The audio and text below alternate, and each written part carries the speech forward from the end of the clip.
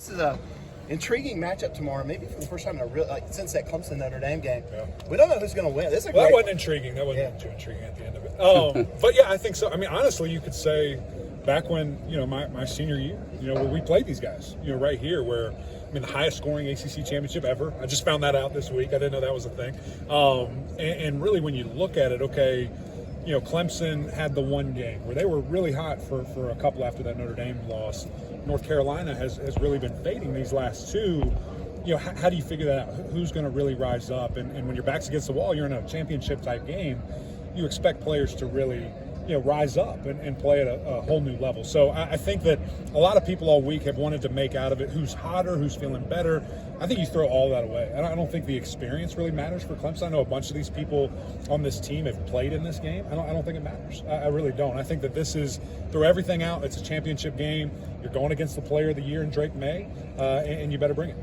What do you make of Clemson's turnover trend over the last 5 games? Have you ever seen anything like that? No, I haven't. I think since 2013 is the last time we saw this, and being a part of that team, it's interesting because when I played, there was such an emphasis on ball security from the offensive side, but also taking it away defensively. So for Clemson to be +2 right now, or -2, however you look at -2, it is fascinating, to me, and really it's your main guys doing it. It's DJ, it's Shipley, putting the ball on the ground. So something that if this opportunistic defense of North Carolina, you give them a couple extra possessions, you give Drake May a short field, look out, it could be a track meet really quick.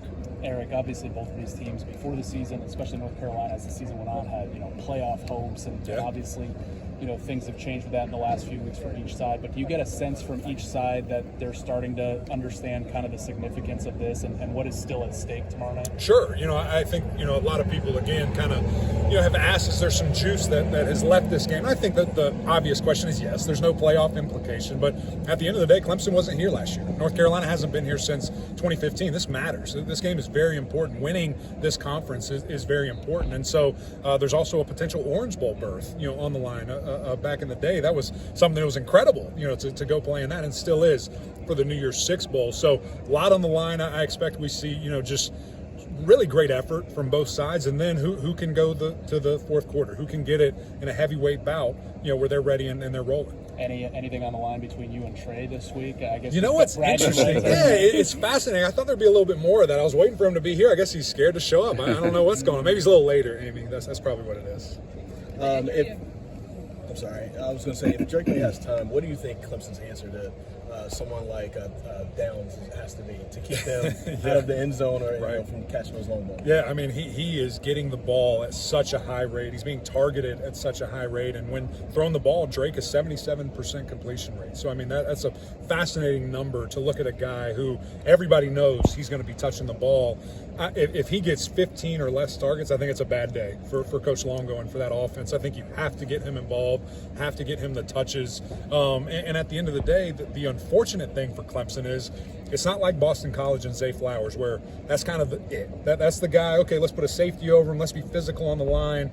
You have to know where everybody else is too because of all the weapons that this offense has. So at the end of the day, not saying that you're rolling the dice, they'll have a plan, but you cannot just scheme him up and give him extra attention or everybody else will just kill you. I want to talk more about the specific implications of the CFP, like in 2 years, when this game probably would matter a lot more for the runner-up or just for both teams that's in there. For these two teams, if they're in this same position again in 2 years from now, how do you think that changes, I guess, the road to the ACC championship? Right. Well, what's interesting about it is a North Carolina team who very much so on the outside looking in is square in the middle of it. You win this game, you're in. You're in the playoff. The champions are going. A Clemson team, maybe you lose, you're at 9, maybe you fall out of the top 12, and you're out of the playoffs. So absolutely the implications, I guess the hope would be then the winner and the loser could probably go. And when you're looking at a year, maybe it's a couple undefeated teams, maybe it's one undefeated team and a one-loss team. So certainly, something where next year there's going to be a lot of stakes, or 2 years, it's a lot of stakes, and just the importance. That's how it should be. This game should matter. This game should have representation at the postseason. And no divisions, so how do you think that changes things too? It does, and I think it's a great thing, man, just to have the best team in the ACC represented. And ironically enough, we always argue about that. I think it's only happened 3 times that it would be a different matchup here in Charlotte versus who those best teams are when you get rid of divisions. But now we're going to guarantee it, and I think that's exceptional.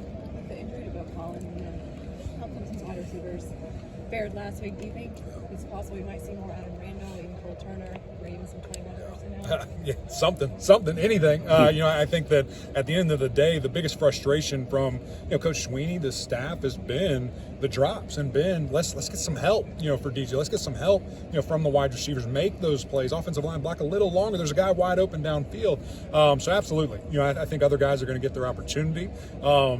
I also think you look at this matchup, you look at the weaknesses of North Carolina and just what they've struggled with all year.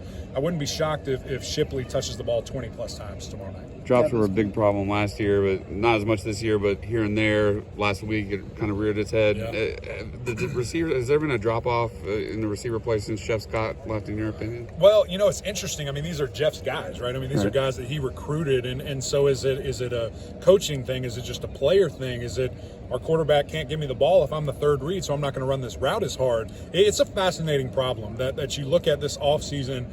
Is this now the time where Clemson says we have to go to the transfer portal? We have to go and get a guy because we can't supplement the drop-off that we've experienced so far. So I think it's going to be a very interesting offseason for the Tigers.